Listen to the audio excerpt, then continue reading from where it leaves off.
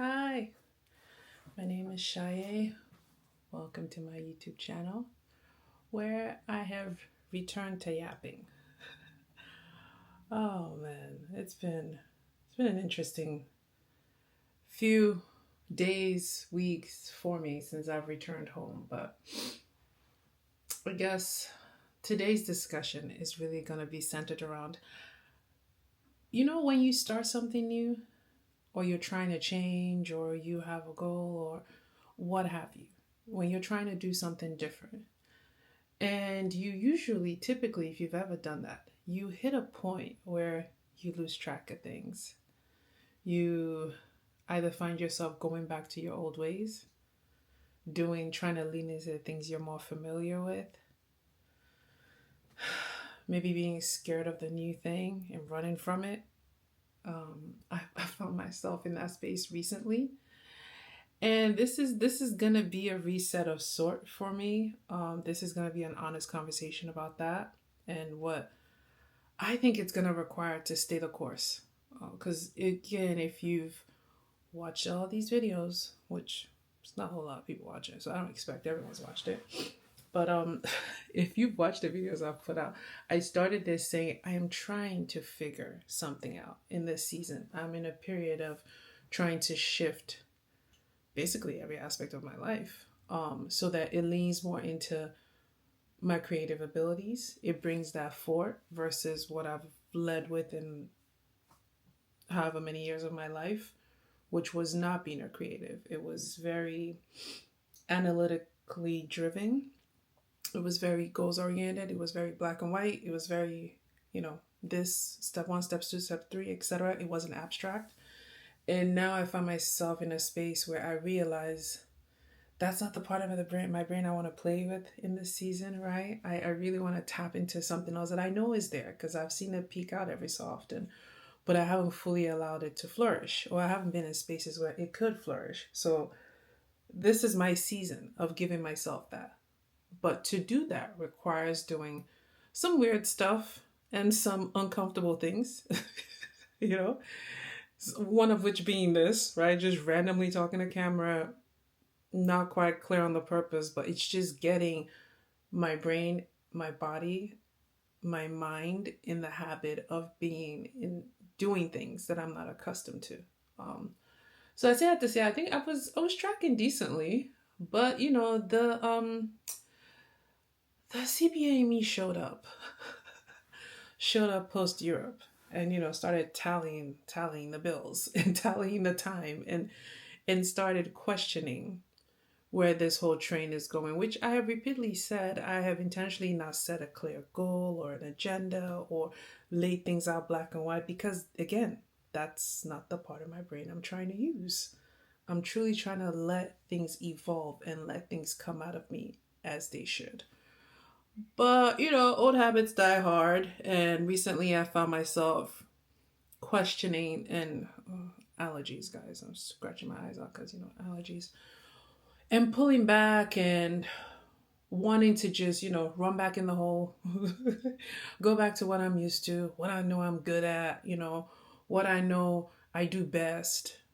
And I'm certain someone could relate to this. And just had an interesting moment this past weekend where I signed up for an event. It was something that, again, was supposed to be one of those activities that coaxes the creative side of me out. And this specifically it had something to do with painting.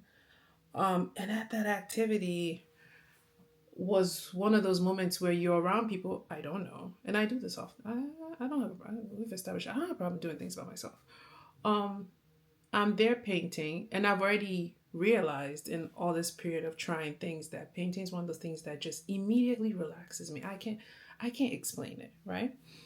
But I'm at this table, we're about to paint and we're doing introductions, and there's literally a kid at the table who's 11 who's a legit artist, and I'm like, oh crap, like immediately the voice in my head is like, girl, don't embarrass yourself in front of this 11-year-old. And that I'm learning that voice it's your inner critic, right? Mine is very loud in this season because she just, again, I want to do what I'm good at, what I'm comfortable with, what I'm used to, what makes sense. But that defeats the whole point of what I'm doing right now in this season of my life. So, this young lady's going on about her art. And then to the right of me is another young lady who's like, oh, yeah, I do art too. I do textiles and et cetera, et cetera. And to the left of me is another lady who says, she's just recently uncovering her artistic side. But in the past, she's painted and she's drawn and she's this and she's that. And I want to say one thing people misconstrue. When people see me and they see the hair color, I think there's this automatic assumption that you're an artist. I'm not. I mean, I am clearly, I'm trying to find it, but I'm not like a seasoned, have done this, can articulate, etc. So I think after they all did their intros, it was like all eyes at me like, oh, so what do you do? And I was like, I just started figuring out what I want to do. And I haven't quite figured it out yet. But this year is the first year I've been able to even accept that I might have some creative abilities. So I'm still exploring, I didn't get any negative reactions, but what was interesting is when we commenced the activity, and you could, again, this is what happens when you're trying something new. At least for me, my inner critic is high, right? Because I could see everyone like being so detailed and being very prescriptive and like just beautiful like floral patterns and fruit patterns and things on their painting on their pieces. And I was just like, I just want to let the brush move. Like, I knew my stuff was going to be messy because that's how I like to paint. Like, it's not going to be it's as abstract can be. It's not going to be a sculpture that makes sense.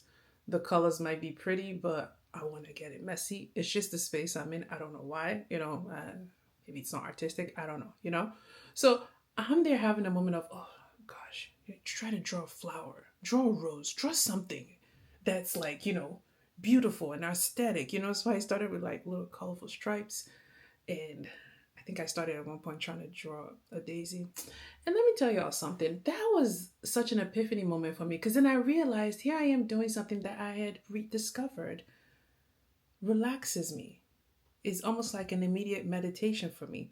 But because I'm so concerned in this very moment doing that same thing of other people's perception, remember that word? That's why I hate that word. Like other people's perception of me.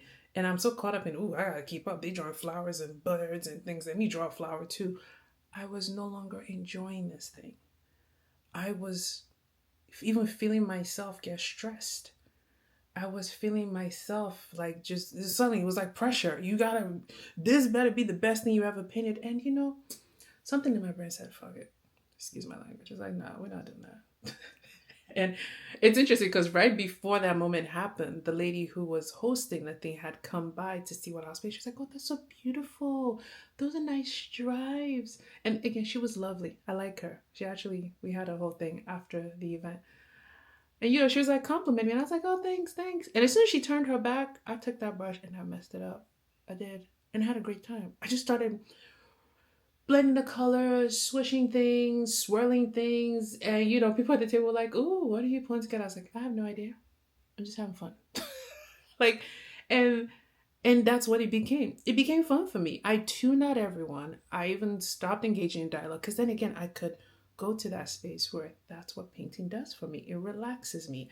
And I also learned in that event that I probably shouldn't do it in group settings. That's how you learn what you should and shouldn't do. I think painting for me is a silo event. It's like a solo. Unless I'm in like a lecture type of setting where we're being taught techniques. So I'm there just in my world. Ended up, I actually didn't pay attention to the fact that everyone had left. And I think I was the last person in class. And I was still just swirling. And so I guess the point of all that, like I said at the start of this, is recently I found myself doing it's a natural human instinct when you're trying to do something new, uncomfortable, you're not good at, to go, let me go do the stuff I'm good at. Let me, or you look around and you start to compare yourself, right, to other people who have been doing it for years.